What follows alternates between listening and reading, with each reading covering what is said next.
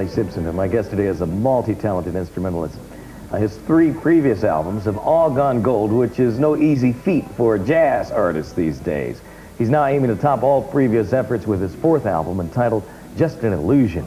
And if the first release is any indication, he's well on his way, and we welcome Najee to Video Soul. How you doing, man? Good, man. Good, looking good, man. Oh, thank you. Thank you. You know, it's so funny. I remember when I grew up in a record shop.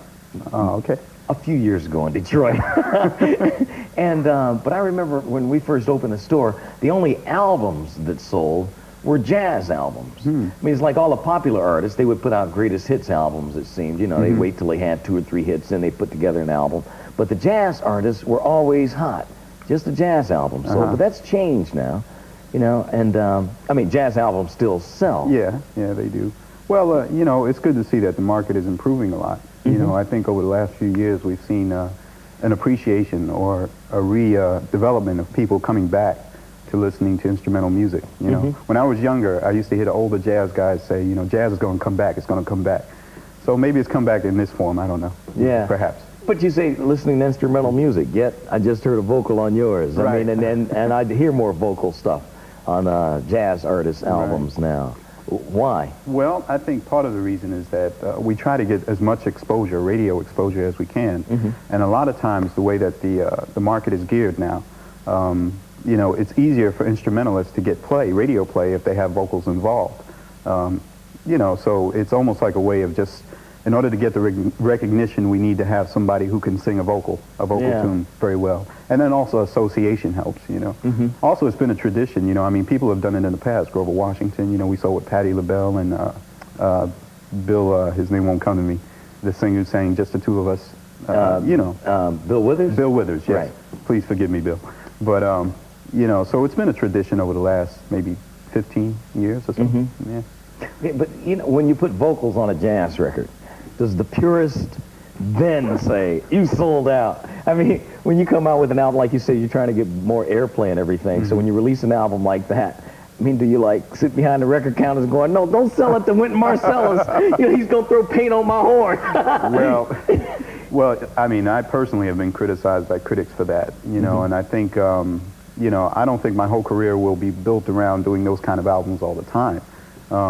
However, I think that it has helped and gained some popularity in other areas. And, you know, a lot of times the purists are the ones who buy the records. Usually the people are the final judge of what determines what is selling in the industry. So, you know, a lot of times you can't base your direction on what critics say, right, if you will. Yeah, I would imagine that you'd be headed for disaster if you start playing your horn for the critics well, that's and true. Not the public. That's true. Or yourself. Well, that's true, yeah. Well, actually, you know, I mean, there's some things that have to be creatively satisfying as well. And sometimes it's quite a challenge to find a medium. But so far, you know, I think I've been very fortunate. Most of the things that I do, I'm happy with, you know. And in this particular album with so many vocalists, it didn't start out like that. It just happened that we cut a lot of tracks with vocalists, and by the end of the project, everyone said, let's put it all on the record. And that's how it happened. So how many vocal cuts on the album? So far, I think, well, we had 6 on it. 6 out of how many? 6 out of 13 tracks. Oh, really? Yeah. Okay. Yeah. We had Veronica Manyweather, who's a young lady out of Philadelphia, brand new young lady. We also had Freddie Jackson, Will Downing, Jeffrey Osborne. Who else is on there? I know I'm forgetting somebody. But it's Bill Withers, but he doesn't mind. Phil Perry you is on it. You dissed him earlier, so... Right. No. I hope he doesn't take it as that. No, I'm just kidding. Phil Perry. Well, you had a lot of talented vocalists A lot of there. talented. A lot of great producers. My brother produced 6 tracks. We had George Duke on there, Arif Mardin, Jeff Pacetto, and Steve Dubin, Brian Loren, a lot of people. Marcus Miller.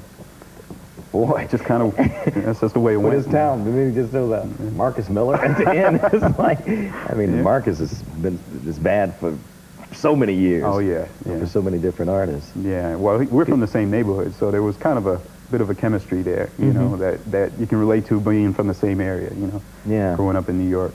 A lot of the people that are out there now, did you grow up with several of them? Yeah, quite a few, actually. In Queens, Jamaica, Queens, you know.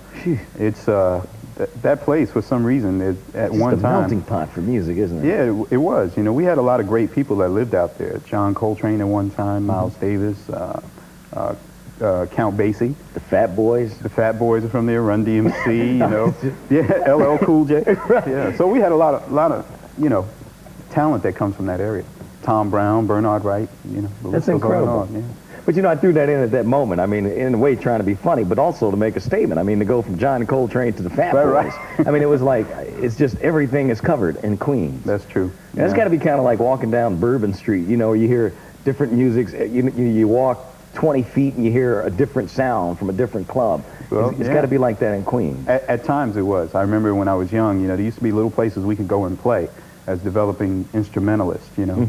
And my introduction to jazz came in Queens, growing up in Queens, and, you know, the older guys that I knew, you know, they would say, well, you can play that James Brown and Kool and the Gang, but if you really want to play, this is who you got to listen to, you know. And who would they hand you? They would hand us like John Coltrane, you know, or sometimes they would invite you up to play on the set and intimidate you by playing something you didn't know. And you'd be up there trying to swim through the changes, you know, right. and get very embarrassed. And it would encourage you actually to go work harder on your instrument, you know. Yeah. Okay.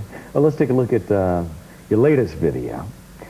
All right, Najee, along with Freddie Jackson, All I Ever Ask on Video Soul. That's Najee's latest video, and he's our guest today on Video Soul. Now, you hadn't seen that in its finished form. No, that's my first time seeing it completed. So what'd you think? Oh, it's nice. I like it. Yeah, it is. It's real nice. We all like it around here. Yeah, great. Very pretty.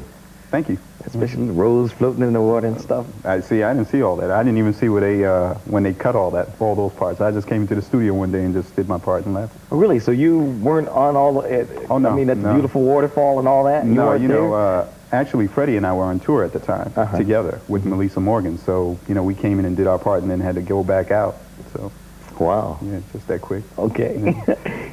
You know, when you were here, and I'm thinking about this because last week Gerald Albright was here, and Walter Beasley was also here, and you were here once with them. Right. There's supposed to be one more.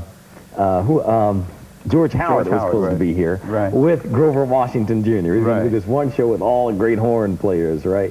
And George wasn't able to make it, but that day, man, you guys just went nuts. I'll never forget it when you were holding Grover's horn. It's like all you guys were just freaking, man. Well, you know, it was like we were hoping something would rub off, you know. Yeah, but, you know, Grover is, you know, he's a great human being, a great player, and has been an inspiration to all of us, you know, and I think that, you know, he's someone that I look up to and admire. You know, I came up during the 70s, during the CTI years, when the influence in jazz at the time was Grover Washington, Hubert Laws on flute, Freddie Hubbard. And so for me, you know, to be with this man and, you know, finally sit in the company and hold his horn, you know, it meant something, you know. So we hope that something rubbed off, you know. I have a picture at home on my wall. So do I. Yeah, do you? Yeah. Boy, that was a special day. It was. And I even held his horn. Right. Of course, I didn't get the same feeling that you got because I don't know what to do with it. You know? I mean, I love Grover. Is it who, when all is said and done, who is the one horn player that you admire most? You know, there are so many. It's hard for me to name one. Oh, really? You know, because there are so many talented saxophone players out there. And there's some we haven't even heard of. You know, you can go down to Tacoma Station and, you know, hear some great players right here in the area. So it's you know, it's hard for me to say there's just one. But I admire quite a few that are out there. Some of the people that I've heard recently that are really great are Everett Harp, you know, who I really love. You know, quite a few. Kirk Whalen is one of my favorite. What about in the past, horn players of the past? Oh, to me, we already said Grover, but John Coltrane became a favorite of mine, you know, and I spent a lot of time studying him as a player, as a tenor saxophonist. Also Charlie Parker, there were quite a few, you know. To play jazz, how much formal training is necessary, or is jazz about feel? I think it's a combination of both. You know, I find that a lot of musicians started out just playing, had the talent to play, but then went on to further study and increase their knowledge of music in general. You know, a lot of jazz musicians I know, you know, have gone on to study classical music. And when I was coming up as a kid in Queens, you know, we had a program called Jazzmobile, which doesn't exist anymore. And it was up in Harlem for $5 a year. We could go up to Harlem and study with some of the great players such as Jimmy Heath and Frank West and Frank Foster as kids, you know. Wow. And, you know, those people were such an inspiration to us. Those are the people that really gave me the first inroad into studying jazz on a serious you know, learning about changes. Because up until then, all I knew was Kool and the Gang and Junior Walker, and Yeah, right, you know, and right. I thought I was cool, you know. But you know, it's got to feel good for them to look back on this. I mean, here's 20 years later, let's say, Yeah. and they see you sitting on national television talking about them, and to know that that Saturday afternoon may have started this career for Well, you. I hope so. I hope that, you know, that they understand that for people like myself, that was probably they are directly responsible for who I am today. You know, I would have to give them that credit. Yeah. And thank them very much. And I feel bad for a lot of kids today because, you know, they don't have those options available to them like we did back then. You know, I look back and I say we were very fortunate Right. for our time, you know. Yeah, that's very true. Yeah. Well, So- the new album is out, available in stores now. Just an Illusion. This is Najee. Do pick it. This is the biggest one we got to show you right now. We brought in the CD single, so we didn't have that to show you. But anyway, thanks for being on the show today. I Thank really you. appreciate it. All right. All right. Najee, our guest today on Video Soul.